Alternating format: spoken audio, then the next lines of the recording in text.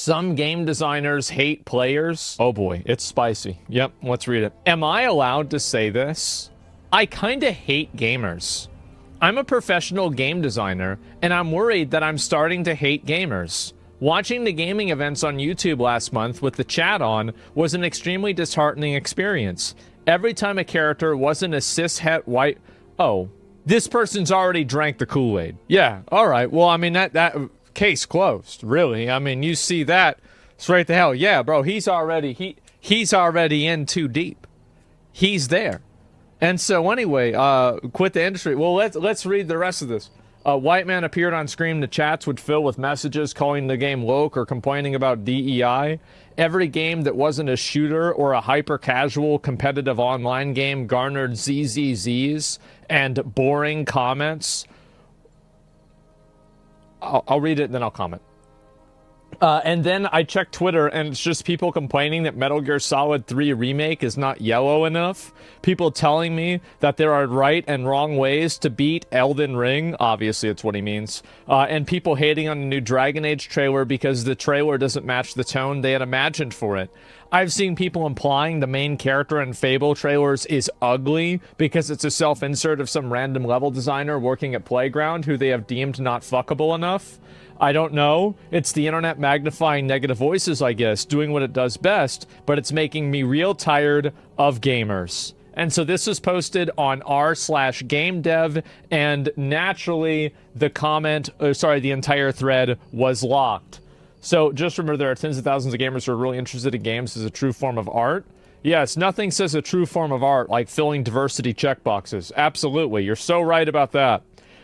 There's one thing I've had to realize recently. It's the internet's very loud and amplifies toxicity, even though that's really the minority. Really? Okay, I guess that explains why, all these other studios are shutting down. It's because the majority actually loves these games, and it's just the toxic online gamers that don't, which is why the studios shut down.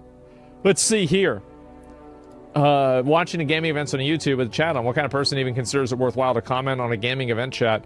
Well, hey, a lot of people do, right? I mean, yeah. Do you hate gamers, or do you just hate Twitter and YouTube chat? Very good point. As a gamer since the late 90s and a person who's on the internet long enough, you can never make it right for everyone. You're right, that's true. Somebody will always be mad. If it helps, most people aren't like that. Most people aren't like that. Why don't we just do some math? Is it allowed in China for you to show a relationship between gay people? No. There's a lot of people in China. How are things in India?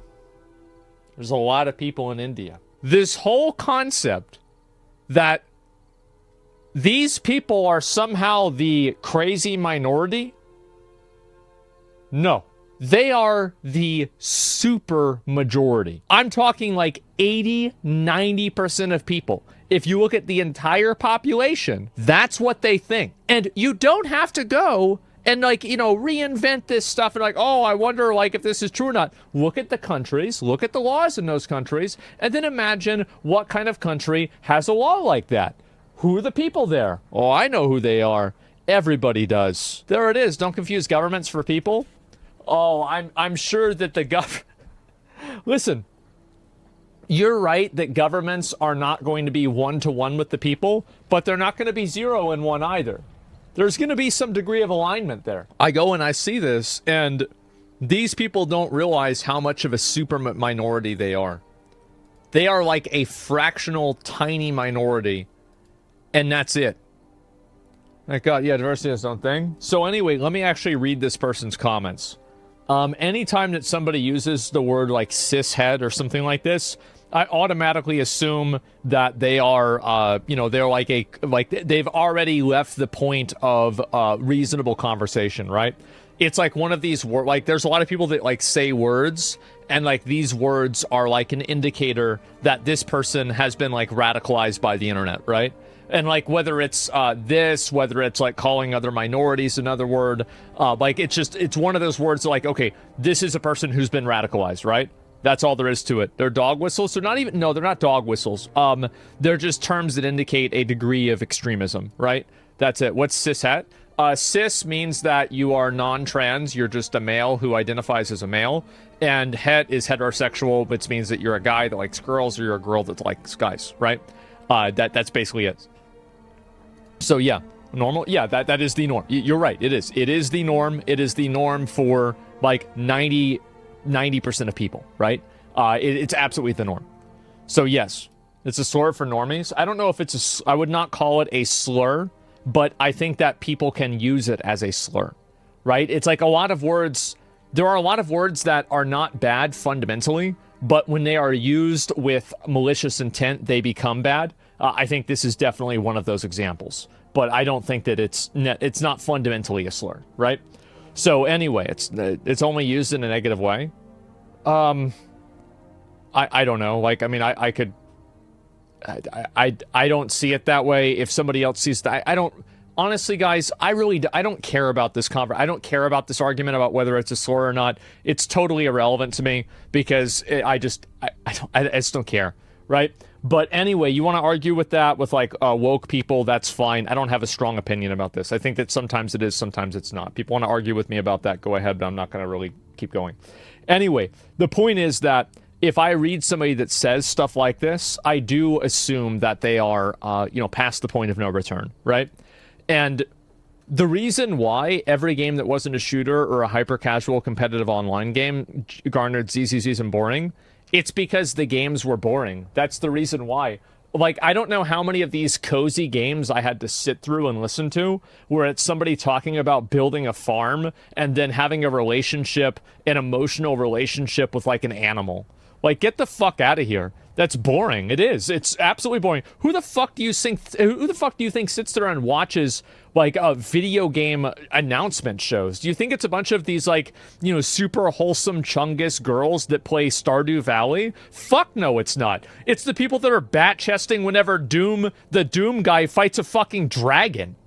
It's whenever, Dom saves Marcus from falling off in Gears of War. Who the fuck do you think does this? It's crazy. Like, it's amazing that these people can be so fucking delusional. Like, go ahead and look at the analytics for these games. Look at the age breakdowns. Look at the gender breakdowns. And you're going to see one direct picture. I love how people like to say, girls and guys, there's more girl gamers than guy gamers. That's the dumbest fucking thing I've ever heard. Yeah, sure, if you count phone games. But we're not talking about phone games. We're talking about serious PC online gaming. There are a lot of guys, and it is a majority guy audience. It is. Unless it's a specific game that has a specific vibe, and there's like 3 of them. Other than that, it is a male-dominated space, and it always has been. Will it always be? Hard to say, but it certainly still is now. It's like 85-15 is a lot. Yeah, there it is. And so I get that obviously these things are, uncomfortable because people like to live in a fantasy world, but that's just not the way it works. It's just not. A lot of aging male gamers enjoy cozy games too, no? They do, but a lot of aging male gamers enjoy cozy games because they are less involved with gaming, which means that they're not going to be sitting there watching the live game announcement show. Take your logic and argumentation one step farther, and you'll see that it would lead you to the same place that I'm already at. So I agree with you. WoW's my cozy game. Elden Ring is my cozy game. It's fucking amazing. I love it. I like all games. Most of the time I play shooter and action games. Yeah, definitely. I never see aging male gamers flock to cozy games. You're actually right. Whenever I think of, like, aging male gamers, do you know what games aging male gamers are excited for? Kingdom Come Deliverance 2. Warhammer 40k Space Marine 2. Helldivers 2. I hate to say it, but we're getting up there. Gears of War E-Day. Age of Mythology Remastered. Flight Sim 2024. Factorio. Civ 5 or 6 or whatever fucking number it's on now. Those are the games that, like, the 45-year-old guys, the 55-year-old guys, those are the ones they're excited for. It's not some weird pixel art bullshit where it's about some girl that lives on an island and she talks to the person that sells her flowers and there's like a whole relationship you can have with this person. No, I'm not playing that. Like, yeah, I'm sure some of them do, but no, majority, Kingdom Come Deliverance. What are we talking about? It's crazy. It's really sad how delusional these people are. And also, people complaining Metal Gear Solid 3 Remake is not yellow enough. When you say people, do you mean 3 people? Because I've seen conversations about Metal Gear Solid 3. Nobody thinks this. There's like 3 people that think this. Other than that, I think most people are like super positive about the Metal Gear Solid 3 Remake so far. I've only heard good things about it. People, like, I even saw there was like Yang Yeah made a video and he said, it's going so well, I'm worried. Because people are worried that something's gonna go wrong. I'm gonna play that fucking game, it's gonna be awesome. It looks so amazing, yeah, fuck yeah. Let's see here, that there's right and wrong ways to beat Elden Ring, people hating on the new Dragon Age trailer because it doesn't match the tone they had imagined for it. I love how this is supposed to be that gamers are wrong. What a stupid thing to say. Let me explain why. You don't get to tell people what tone they want for a game. Now, you can put a game out and you can say, this is what I've made, and you can choose to play this or not. But you can't go and tell them you have to like this. Absolutely not. If I do, like, I know this for my stream, and I know this for like games and things that I've promoted.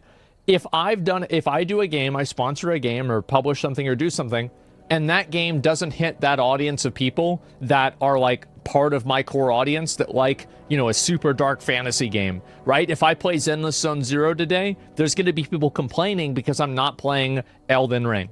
That's the way it goes, because that is their freedom as a fan. They're not obligated to stick with you through thick and thin and care about this. People are just obligated to consume the content. That's it.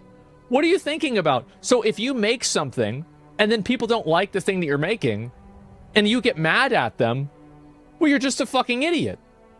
What are you doing? You forgot what your job is. Your job is to serve them. They don't serve you. You serve them. It's such a, like, and this is why, for example, this is why it always makes me sad. I see people shitting on Kai. Kai serves his fucking audience. Whether you like Kai or not, you can't fucking deny he puts on a fucking show. He puts on a fucking show, and he keeps people entertained. And for the people that like him, you don't have... And guys, please don't be one of those fucking, like, these boring 30-year-old losers in chat that are like, oh, but it's not my type of entertainment. Who gives a fuck? For a lot of people, it is. And he puts on a show for those people. And because it's their type of entertainment, he's the biggest streamer on Twitch right now. And that's a fucking fact. And so whenever I see people crying about this shit, every single time, like Elden Ring, look at Elden Ring. Elden Ring, they don't think about, oh, they don't like the vibe or whatever. Because it was good content. That's what matters more than anything. Yeah, it doesn't need to be my type. Yeah, that's it.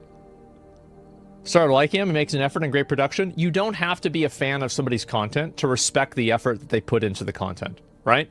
There are a lot of people that I respect the effort that they put into content, but I don't really like the content itself. It's very simple.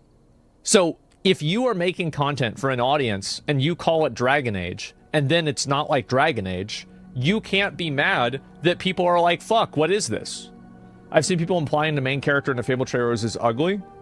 Yeah, because she is. She's fucking disgusting. Absolutely. It's not even a question. What are we talking about? Absolutely. She is. What's the quotes? What's the quotes for this? It's fucking obvious. Like, it's amazing to me that this is even a conversation. Yes. And also, because they've deemed not fuckable enough. Yeah, who do you think's playing Fable? Like, you go back And you look at Fable, the first Fable game, where the primary romance option was a blonde chick with massive fucking tits.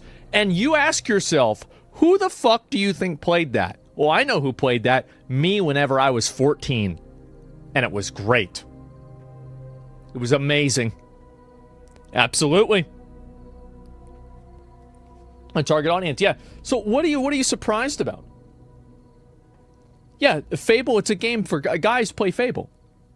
It's a medieval fantasy game where you go around shooting people with magic and arrows and cutting people up. And you can do evil things. That's a guy game. So you have an ugly girl character, you're going to expect guys to be like, oh, this is great? No, they're not. Who the fuck thought this? It's like these people are rediscovering fire every fucking 6 months whenever they make one of these games and it doesn't hit because they're living in a delusion. It's crazy. How do you do this? How can you be this fucking stupid? It's amazing to me. How does this happen? In Fable 1, you can't even play as a female? I didn't remember that because like I would always play as a guy character. Yeah, there you go. There it is. Is the only reason series are like that these days? Yeah, so many people explaining this and the game devs don't get it. They don't get it. And the thing is that the game developers that do get it will succeed. Ugly women are the functional equivalent to a neckbeard Cheeto eater. Who wants to play either of those? Exactly. Nobody wants to play as an ugly chick. Like if you are making a character in a video game and the female character is like, if you have a side character, it's like just like one character in the game. But you should absolutely have attractive characters in the game. Never put ugly characters in a game. It's stupid. Anytime that I see somebody that has an ugly character in a game and it's not like basically a bad guy, like here's a really great example. So I've been playing the first Descendant recently. Okay, this is made by a Korean developer. So this is like ground zero for like toxic traditional values. So the only fat people in that game are evil. And you shoot them. And they're called predators. That's just the way it is. Nobody wants to see that. That sounds about right. Yeah, there it is. And so these people, they need to, that's like they need a reality check. That's what they need. They need a fucking reality check. Some people take things too personally. Well, it doesn't matter, right? So, a person of curiosity, do you think Metroid would have been as successful if Samus wasn't hot? Because the game is still amazing either way. Samus being a female isn't even part of the game. It's totally irrelevant. It's like you're not a furry because you're playing Star Fox, right? Even though, like, Star Fox is like you know, like, fucking, what's it called? Anthropomorphic fox, right? Like, you're not a furry because you're playing that. That's not the way it works. It's not core to the gameplay. Like, there's no story that's attached to this. There's nothing that's going on, right? Yeah, like, you could play like, that's the joke, right? Is, like, Samus isn't, like, a lot of people would make jokes that, like, didn't even know Samus was a guy. Or, sorry, was a girl. Excuse me. Yeah, I definitely played Metroid on SNES that day because my friend told me Samus takes her armor off at the end and she's hot. Yeah, of course. And yeah, they made Samus hot. Big surprise. Why wouldn't they? Yeah, anytime I see a game developer making ugly characters or characters that are not, like, high levels of attractiveness, I assume that the game is going to be garbage because they're focusing on some sort of bullshit message rather than making a game for an actual audience. It's like they're making a game for themselves rather than making a game for an audience. So yeah, if this game developer is saying that they hate gamers, let it be known that gamers feel the exact same way about you. If you go into an industry and you are at odds with the user base of the industry and you hate those people and you resent them, the best thing that you can do for your mental health is go somewhere else that respects and appreciates your view on things. That's what my perspective is. Remove yourself from the situation. You're not going to change biology. You're not going to change the way society thinks about people. Stop it. Can you ask how much diversity is good? Can I ask how much diversity is good? I think that diversity happens naturally when you allow people to collaborate and do things freely. I think that's the truth. It happens naturally. And if you look at a lot of the old game development studios, it's not all white guys. Yeah, it's a lot of them are white guys. Yeah, sure, right? But, like, not all of them. No. It's the same as a lot of groups of gamers. Like, how many of you guys, like, ask yourself the question, how many of you guys that have played online games for over 10 years, like, you know, it's like if you were to get all the guys that you play games with regularly together, it's not going to be all one group of people. It's going to be tons of different people, right? That's it. Mankind peaked in the 1990s. Yeah. It should never be forced. Yeah, it's not a big deal. Mostly white. Yeah, big surprise. Yeah, I bet. I bet. Yeah, absolutely. Like, racial differences exist, right? And like people can see that, and being a certain race is part of a person's identity, and so gaming allows people to overcome that, but overcoming something implies that it exists. So, yeah, of course there's going to be majority of people that you're going to be interacting with that are going to be like you, but there's also a huge contingency that aren't.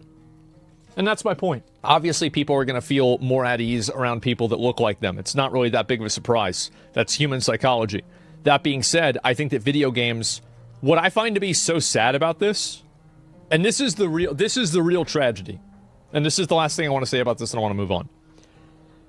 Probably move on, right? I mean, I have a million things to say about this. The real tragedy is that I think online gaming has done more to get rid of xenophobia, and it's done more to get rid of racism than anything else almost in the entire world. And the reason why, let me explain why. It's because you can ask a question that you're not allowed to ask, and you can get an answer that you're not allowed to answer.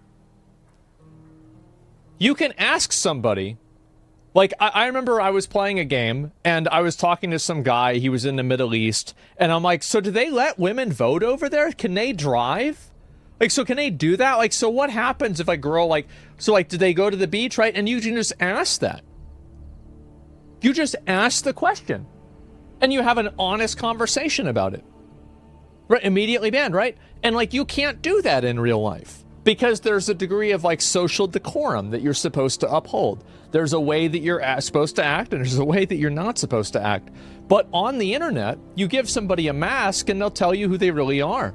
And you can actually really get people to have genuine conversations. You can talk to a guy that lives in Poland, or you can talk to a guy that lives in Argentina, and you're playing World of Warcraft, and you get along with him, even though, you know, his name is like, you know, I think over in like South America, they've got like 4 names, right? Like Pedro Hernandez, like, I don't know, Guevara, some other shit, right? And like, that's the guy that you're spending 4 or 5 hours a day with. Somebody that you would never meet, you'd never know anywhere else. And you become friends with this person. And being a race or being part of a certain country or religion is irrelevant. It's totally fucking irrelevant. And online games have done so much to move that forward. And they have pushed, and I think that the reason why it's so good is because it happens naturally. Right? It's like, because you're on a group, you need to invite people, and you want to do something, and you play with these guys, and it goes well, and you keep fucking playing with them. That's it. It's not forced. Yes, it's just the way it is. And the problem is that there is a good chance that there will be bad interactions. In the same way that there are good interactions, there are also bad ones. And there are a lot of bad ones. But that's natural. And I think that the good interactions outnumber the bad ones 100 to 1. And I think that does so much for getting people to understand other cultures and other people that it's sad for me to see people always focus on the negatives of online gaming, because I feel like it's been such an enriching force in making people globally conscious and reducing xenophobia worldwide. I'm a huge advocate of that. And I think the reason why it's been successful is because it's totally fucking unmoderated. You can say and do whatever the fuck you want, and there's basically nothing that's going to happen to you. And it's beautiful. That's the problem. That's the problem for losers and pussies. But that's the beauty for people that actually want to grow as a person. You live in Arkansas, you hear about how black people are bad all the time, maybe your family's racist, then you play with some people that are black online on Xbox Live for a couple of years, and before you know it, you're not thinking the same way anymore. That's what happens. And yeah, you're right, some people, they get racist and everything, yeah, sure, yeah. But people have been racist forever. They probably already were going to be. Strong character development. Yeah, it's sad to see people that are so reductive to something that's been so beautiful. It's been so great. What about minorities that are exposed to racism? That's right, that'll happen. Yeah, it's going to happen. 100%. Also, everybody is exposed to racism. Anybody who is not, quote, normal is exposed to racism. You have a voice that makes you sound like you're gay. People are going to call you the F word. You have a voice that makes people think that you're black. Even if you're not black, people are going to call you the N-word. Like, if you have a voice that makes you sound like a redneck, people are going to ask if you fucked your sister. They're going to call you like a loser or something like that, like an inbred or something like that. If you are a girl, people are going to make fun of you for that, call you a bitch, or call you go back to the kitchen, right? Something like that. Every single person gets shit on. Everyone gets shit on. If you're from the Middle East, people are going to bring up like terrorism or something like that. Absolutely. That's the way it is. If you're Indian, people are going to bring that up and start trying to do the Indian voices to you, right? That's the way it is. And they do it to each other, by the way. It's not like it's only white people doing this to minorities. It's minorities doing it to each other, too. And you know what the worst thing is? Is that a lot of people that aren't from young guy aggressive cultures don't realize that that's usually how friendships start between a lot of asshole young guys. I know I've had that happen many times. Many, many times. That's how we bond. Yeah, exactly. And the reason why guys bond that way, by the way, is that it's a shit test to filter out people that are uptight and unable to deal with conflict or not socially adept. Because, like, if somebody's gonna get bent out of shape or, like, upset about this, they're probably a weird pussy, and it's better to stay away from them. So you just get that out right in the open, it's done, okay, let's move on. And I just laugh. Yeah, there's the reason. Most young people fall into this category? No, they don't. No, they absolutely do not. Most, like, I bet if you went and you talked to a bunch of 13-year-old guys and there were no cameras, they knew that their parents wouldn't see what they were saying, they would be probably acting a lot the same that we did. That's what I think.